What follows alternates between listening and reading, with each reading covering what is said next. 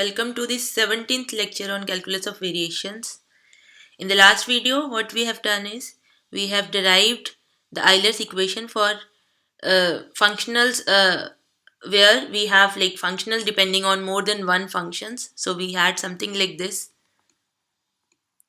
I'm sorry, I should not write x here. So we had like a function which here where x was independent variable, y1, y2, yn were the dependent functions of, and f was the function of those functions, right? So we had something like this, and we derived the general Euler's equation for this. What we got is like f uh, fyi minus dy by dx of fyi dash is equal to 0. Okay, for I is equal to 1 to n.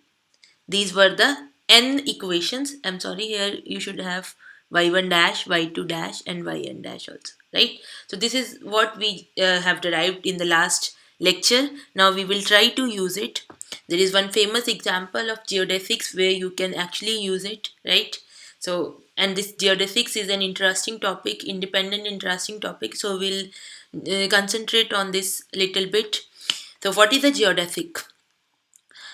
A geodesic is, suppose you are given a surface, this is a surface, any surface you are given, and you are given 2 points on the surface, and you would like to know a curve which join these 2 points and lie on the surface such that the length of that curve is minimum, right? For example, suppose you have a plane is the surface, right? You are given 2 points, you can join these 2 points by like different curves, and you would like to find out the curve with the shortest length. So obviously if you are in a plane, you know that that curve is a straight line, right?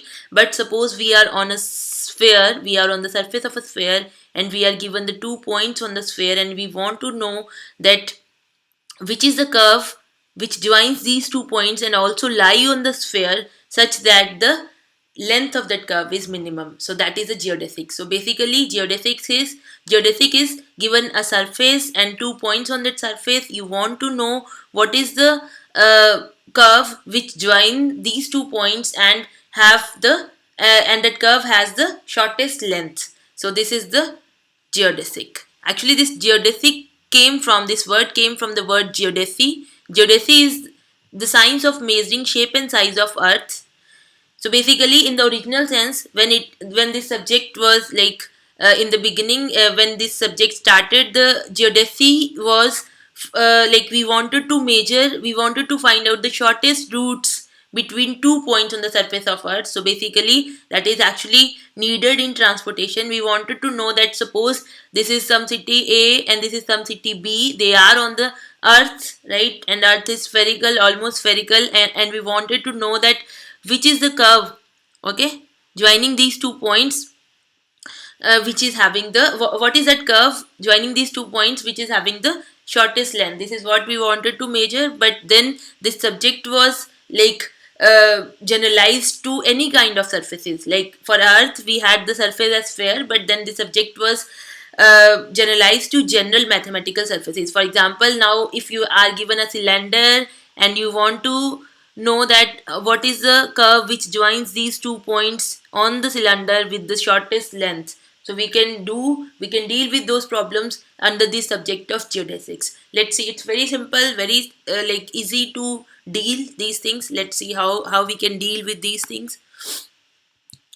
Okay,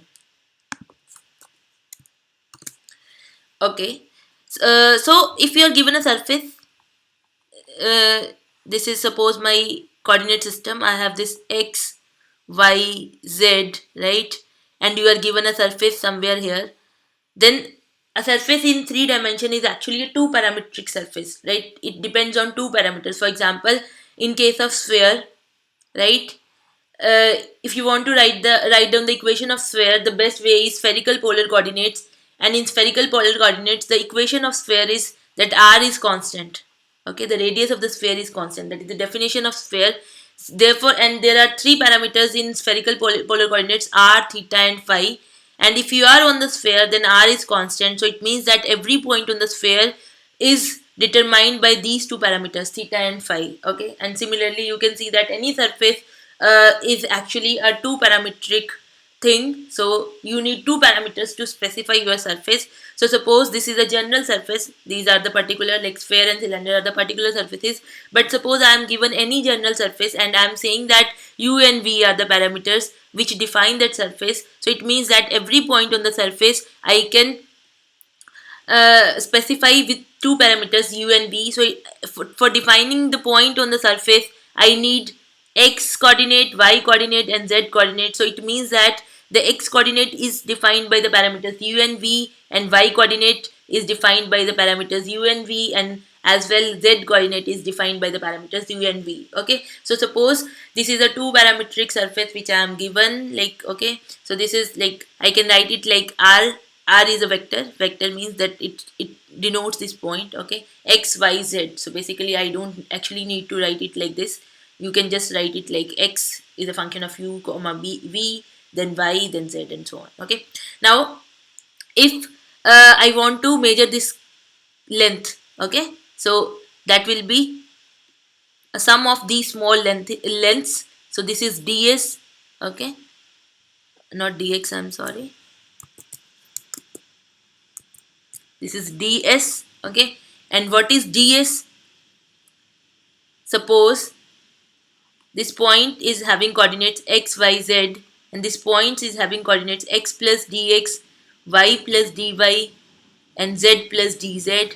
Okay, and this is the length ds. Then ds is actually square root of dx square plus dy square plus dz square. So our length which is required functional is integral ds, right?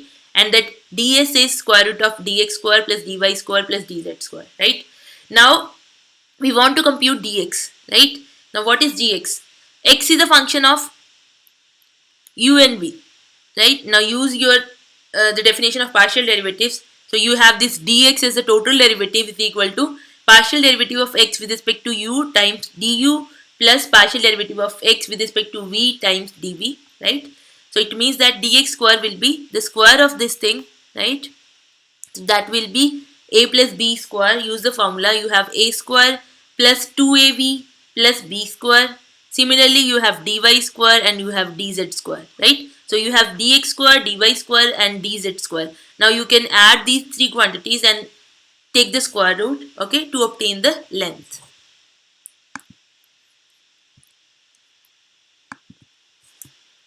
Okay, now if you add those three quantities, you will get square root of dx square plus dy square plus dz square is equal to dx by du square plus dy by du square partial derivative of z with respect to u square times du square plus 2 times this quantity plus dx by dv square and so on, right? So this is what you will get. So I'll call this quantity as p,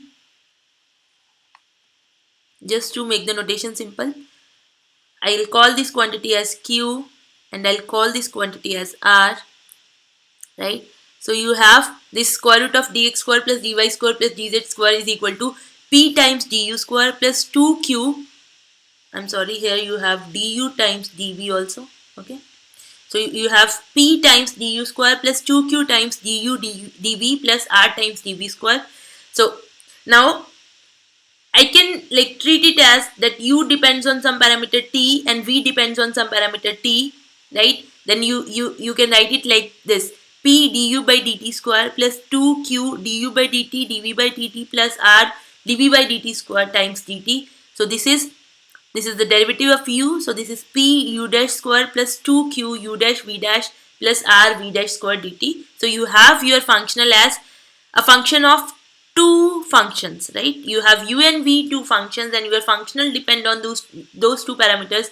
So you have p u dash square plus 2q u dash v dash plus r v dash square dt. Okay, here you should note one thing, that you actually, it's not required that you treat u and v as a function of t. From here you can simply go like this. You can treat v as a function of u. So you have this p plus 2q dv by du plus r dv by du square times du. In that case, your functional is a function of v only, right? This also is a strategy. You can move like this also, it's up to you, right? Then you have one equation in when you write the Euler's equation. Here you will write the Euler's equation, then you have this is your f, right? So you have to write it like this: fu minus dy by dt of fu dash is equal to 0, and fv minus dy by dt of fv dash is equal to 0, right? In this case you have to write like this, and in this case you have to write like this: fv is the dependent function of u minus dy by dx of fv dash is equal to 0. Now it's up to you how you want to proceed. I am proceeding like this because I just wanted to give you an example of what we have done in the last video. That's why I am proceeding like this. But in the next few examples, I'll proceed like this also, like this. Okay, right? Okay, so now you have this function, this functional, right? And you want to find the extreme value of this functional. This is basically your length of the curve joining the 2 points on the surface. Okay, so for that you have already seen that all you need to do is you have to apply these two equations. You have to solve these two equations. Let's write down those two equations. Okay, so you have this functional, right, with f is equal to this. So you write fu minus dy by dt of fu dash is equal to 0. That will be, you can just differentiate it with respect to u and then do the manipulations. Actually I didn't do any manipulations here. I simply wrote these are the two equations which you will get. Okay, now let us look at the specific examples. Suppose my surface is a cylinder. Okay, suppose your surface is a cylinder. What is the best way to represent a cylinder? What are the best coordinates to represent a cylinder? They are cylindrical polar coordinates. Okay, cylindrical polar coordinates. What are cylindrical polar coordinates? In cylindrical polar coordinates, how you measure? This is your x-axis. Suppose this is your y. This is your z. In cylindrical polar coordinates, you have r, theta, and z. Okay. So what you do? You have this on in xy plane. You have, suppose your point is here. Okay, so what you do, this is how this point is denoted. Generally it is x, y, z, but in cylindrical polar coordinates, x will be replaced by r cos theta. Okay, so basically you have a r here, and then y is replaced by r sin theta, and z is replaced by z is z. Okay, so basically what you do, this is your theta, you drop here perpendicular on xy plane, this is your r. So this is r, this is your theta, and this is your z. So this point will be denoted by r, theta, z, and if you want to write it into x, y, z, then x will be r sin theta, y will be r cos theta, and z will be z. Okay, okay, here I have used the notation phi instead of theta, right? So and if you are on the cylinder, then what is constant? Cylinder, what is the definition of cylinder? That radius is constant. Okay, r is equal to constant. So let us say that r is equal to a. So if you are on the surface of cylinder, then what will be the x coordinate of any point on the cylinder? That will be r is fixed, that is a cos phi, and what will be the y coordinate of any point on the cylinder? That will be r is fixed, that is a sin phi, and z coordinate will be z. Okay, so now this is a surface. This is a surface which depends on two parameters. What are those two parameters? Phi and z. Okay, so your x coordinate is a function of phi and z with z missing, and y coordinate is a function of phi and z with z missing, and z coordinate is a function of phi and z with phi missing, right? So now you have your p is your curly x by curly phi square plus curly y by curly phi square, this p. Okay, this p square plus curly z by curly phi square. Now x is a cos phi and a is constant, so curly x by curly phi will be minus a sin phi square, and y is a sin phi and a is constant, so curly by curly phi will be a cos phi square, and z is independent of phi, so partial derivative of z is with respect to phi is 0, so you get minus a square sin square phi plus a square cos square phi, so you get a square, right? Now what was the q? Q was curly x by curly phi, curly x by curly z plus curly y by curly phi, curly y by curly z plus curly z by curly phi, curly z by curly z. Here, there we use the notations u and v for phi and z. Okay, so it's like, now this is 0. Okay, so this whole term is 0. This is 0, so whole term is 0, and this is 0. So you get 0 plus 0 plus 0, so this is 0. So your Q is 0. And R is curly x by curly z square plus curly y by curly z square plus curly z by curly z square. This is independent of z, x is independent of z, so this is 0, this is 0, this is 1, so you get 1, right? So you just substitute everything here, so you get you have this pu, p is not, u is phi here, p is constant, q r, all are constant, so this is partial derivative of p with respect to u, that is partial derivative of p with respect to phi, so that is 0, 0, 0, so all the terms here are 0, so you just get minus dy by dt of p is a square times u is phi dash, okay, q is 0, okay, so you get minus dy by dt of a square phi dash upon whatever this is, p u dash square plus 2q u dash v dash plus r v dash square. I should actually write it like this. This is phi dash, not u, this is phi dash z dash, okay, and this is phi dash, sorry, z dash, okay.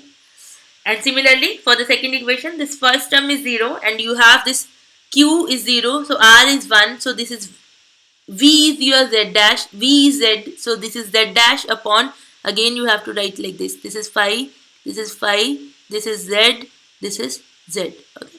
So it means that if the derivative of this quantity is 0, it means that that quantity is constant, so we write it like this, this is equal to constant, and similarly this is equal to constant. You please correct the denominators, right? If these two quantities are constant, I'll just divide these two quantities, okay. The denominator are same, so they'll be cancelling out, right? So I'll get, what I'll get is, I'll get actually a square z dash upon phi dash is equal to constant, and I can take a square on another side, so I'll get z dash upon phi dash is equal to constant. So I can call that constant is equal to C1. So z dash is actually dz by dt divided by d phi by dt is equal to constant. So that is dz by d phi is equal to constant. So that says that z is equal to C1 phi plus C2, and already I have r is equal to a. So basically what I got is, I got like this, that if I have 2 points, right, the curve joining these 2 points with the shortest length is defined like this, right? I have to specify r is equal to a because I am on the surface, right? So that curve will for sure specify this condition, right? So these are basically two surfaces, and we know that the intersection of two surfaces will give me one curve, right? So this is actually equation of a helix. This is a helix on the cylinder. How the helix looks like, it's like this. Helix is like this, right? So basically what is a helix? A helix is a curve, okay, for which the tangent makes a constant angle with a fixed line, right? For example, if I have this helix, okay, this is a line, okay, with which the tangent will always make a constant angle, right? And the parametric form of the equation of helix is x is equal to a cos theta, y is equal to a sin theta, and z is equal to c theta. This is the parametric form of a helix where theta belongs to 0 to 2 pi with 0 included and 2 pi not included. Here a decides this distance, this radius of the helix, and 2 pi c define this distance, okay, is the constant giving the vertical separation of the helix loop, okay. So actually you can write it like this, you can just square and add, so you will get x square plus y square is equal to a square, which says that r is equal to constant and z is equal to c phi, right? So equation of helix is this. So basically here we got this equation, so this is nothing but a helix. So it means that we got that geodesics on the surface of cylinder are actually helix, right? You can do one thing. What you can do is, you can take 2 points on the cylinder, and then you just cut a cylinder from here. Make a cylinder with the paper, take 2 points on the cylinder, cut the cylinder from here and open it up. You'll get a page, right? You'll get a plane, and these 2 points will be on the plane. Now you know that if you want the shortest length joining these 2 points on the plane, it will be a straight line. Just draw a straight line. Now again fold it. Again fold it. Here you have opened your cylinder, and then again fold, okay. This line will turn into a helix, right? right? So we got that. What is the message we got? We got that if you have 2 points on the cylinder and you want to move from here to here such that you cover the minimum distance, then what is the curve which you should follow? That curve is a helix. Okay. So already the squirrels know this thing. They know this thing, and that's why they chase each other when they are on the tree trunks. Tree trunks are helical, are cylindrical. Tree trunks are cylindrical. So when the squirrels move on the tree trunks, they actually follow the helical paths. So now you can see the beauty of calculus of variations. They are actually, these things are embedded in our nature, right? Okay. So let's move on to next thing. Now suppose we want to know the geodesics on the sphere. Okay, so what are the best coordinates to represent sphere? They are spherical spherical polar coordinates. Okay, so what are spherical polar coordinates? Suppose I want to represent any point on the in the 3D plane, 3D space. Then what I do? This is suppose the point x, y, z. From this point, I drop a perpendicular line into xy plane, okay, and then I join it with the origin, right, and also I join this point to the origin. Suppose this is my point P, right, then I call this length as R. The angle which this line makes with z axis, I call that angle phi, and I have dropped a perpendicular, and that point, the point where the perpendicular intersects the xy plane, I join that point with origin. Let us call that this point is Q. Then the angle which OQ makes with x-axis, I call that angle as theta, right? Now you can see that if this is R, right, then this is R, this is phi, right? So what will be this length? This will be R sine phi. Okay, this length. This is nothing but the z coordinate of this point. And what will be this length? You just consider like this. This is a line, this is z axis, and this is perpendicular to it. So this is r sine phi, then this will be r cos phi, right? Now I want to project it on x axis. So r cos phi, and this is the angle theta. So when I will project this r cos phi on x axis, what I'll get? I'll get r cos phi times cos theta. Okay. Now if I want to project it on y axis, what I'll get? I'll get r cos phi times sin theta, right? So what is my x? X is r cos phi cos theta. What is my y? Y is r cos phi sin theta. And what is my z? Z is r sin phi. And r, theta, phi are called the spherical polar coordinates. And from spherical polar coordinates, if you want to find the normal Cartesian coordinates x, y, z, how to obtain? X is r cos phi cos theta, y is r cos phi sin theta, and z is r sin phi. And now what is the definition of sphere? The definition of sphere is that radius is constant in spherical polar coordinates, right? So r is equal to constant in spherical polar coordinates. So for simplicity, I am considering r is equal to 1. So I have x is equal to 1 into cos phi into cos theta. Oh, I'm sorry, I did a mistake. Okay. This is my r, this is phi, so this will be r cos phi. Okay, I'm sorry. And this will be r sin phi, right? And this will be r sin phi sin theta. And this will be r sin phi cos theta. Okay, because phi is this angle, right? So this is the one I'm projecting. So this will be r cos phi, and on the other side this angle will be 90 minus phi. So this will be r cos 90 minus phi, that will be r sin phi, right? Okay, sorry. So what will be the x coordinate? X coordinate will be r sin phi cos theta, but r is 1 because we are on the sphere. And similarly y is r sin phi sin theta, r is 1, and similarly z is r cos phi. So we got x is equal to this, y is equal to z, this, z is equal to this. So this is a surface with two parameters, theta and phi, right? So what will be P? P will be curly x by curly phi square plus curly y by curly phi square plus curly z by curly phi square. So what will be that? you have to differentiate it with respect to phi, that will be cos phi cos theta square, plus differentiate it with respect to phi, that will be cos phi sin theta square, differentiate it with respect to phi, that will be minus sin phi square. So this will be cos square phi, this is cos square theta plus sin square theta, that is 1. So cos square phi plus sin square phi, that is 1, right? Similarly you can get q, that you'll get 0. Similarly you can get r, that is sin square phi, right? So let us write down our functional.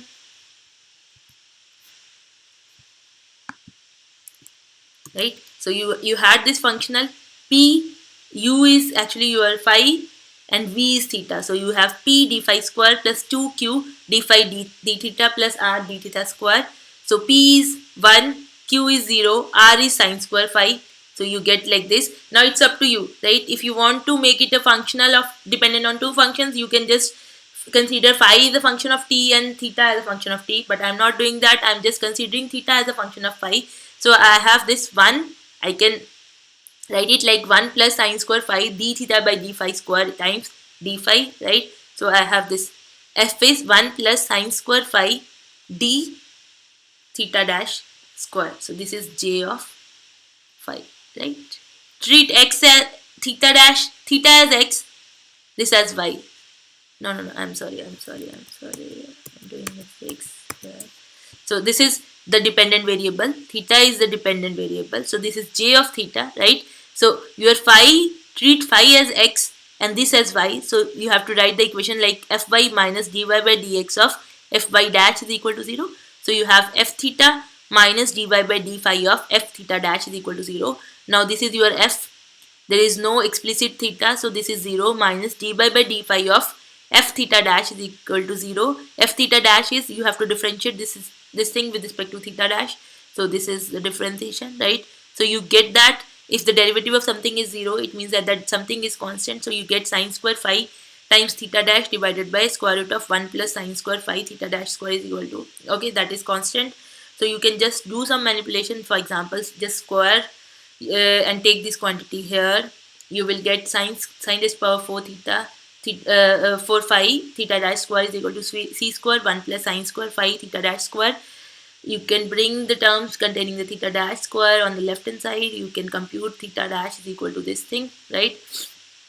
So you can just integrate it. Theta is this thing, okay? This is just some manipulation to find the integral. What I'm doing is I'm dividing this thing by sin square phi, so I'll get c cosecant square phi.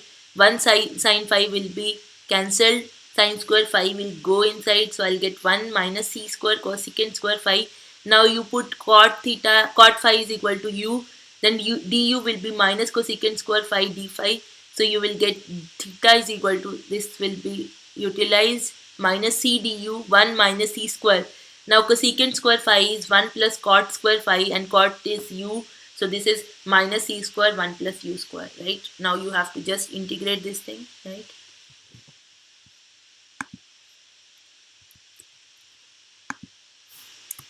Right, so you can just divide by c, you will get this. So this is theta is equal to this, and the integration of this thing is cos inverse, right? So you can take this theta naught there, this is the constant of integration, you can take theta naught there, so you'll get cos of theta minus theta naught is equal to u, right? So u is cot phi and cot phi is cos phi upon sin phi. So you can just use the formula cos a minus b here, that is cos a cos b plus sin a sin b. Take the sin phi here, so you have like this, a cos theta naught times cos theta sin phi. What was cos theta sin phi? That was x, right? Then a sin theta naught, that is a constant thing, times sin theta sin phi. What is sin theta sin phi? That is y, minus cos phi. Cos phi was your z. So you get some constant m times x plus constant n times y minus z is equal to 0. Now what is this? This is the equation of the plane which passes through 0, 0, 0. So what was the equation of our circle? If you are writing x is equal to, we have the circle as r is equal to 1. So basically that sphere as r is equal to 1. So that is basically x square plus y square plus z square is equal to 1. So this is a sphere with center 0, 0, 0. And what are the geodesics we obtain? We obtain that geodesic curve will satisfy this surface. So basically geodesics curve will be the intersection of this surface and this surface, right? So this is a sphere, right? And this is the plane passing through 0, 0, 0. So this is the plane which passes through 0, 0, 0. And we know that the intersection of a sphere and a plane is a circle, right? And if the plane passes through the center of the sphere, then that circle is called great circle, right? There are many other surfaces which passes through 0, 0, 0.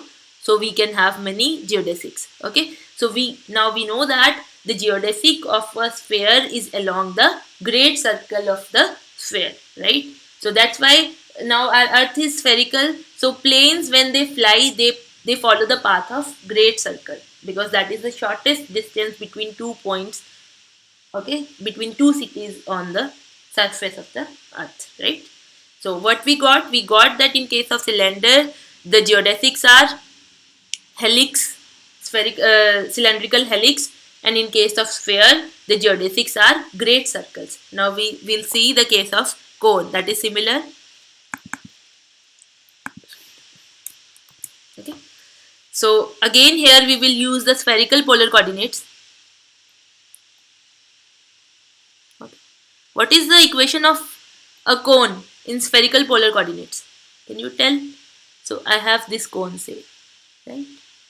So what is the property of cone? This angle will be constant. This angle was phi. Okay? Therefore phi is equal to constant. That is the equation of a cone in spherical polar coordinates. So we can just write, now r is not a constant. We have this x is equal to r sine phi cos theta, y is equal to r sine phi sine theta, and z is equal to r cos phi. Now for this cone we have phi is equal to constant, call it alpha, right? So we have x is equal to r sine alpha cos theta, y is equal to r sine alpha sine theta, z is equal to r cos alpha, right? So now you can compute your p just like that. We have already computed these things. You'll get 1. You can compute your q, you'll get 0. You can compute your r, you'll get r square sine square alpha, right? So this is the last slide. So you have your functional. You'll just do like this: pu square plus 2q du dv plus r dv square, right? You'll get dr square plus r square sine square alpha d theta square. Alpha is a constant. You can just write it like 1 plus r square sine square alpha d theta by dr square into dr. So your Euler's equation will be f theta minus d by dr of f d theta dash is equal to 0. F theta is 0 because there is no explicit theta here. So you'll get f theta dash is equal to constant. So you can just write it like this and do some manipulations. Okay. So finally you can reach, just solve this integral equation, right? You'll get something like r is equal to a secant theta sine alpha plus b. Already you have this condition that phi is equal to alpha, right? So this is nothing but helix on the cone. Okay. So basically, this is the equation of the helix on the cone. So it's like this. These are your geodesics. Okay. So geodesics on cylinder are helix, geodesics on cone are helix, and geodesics on sphere are great circles. Okay. Thank you so much.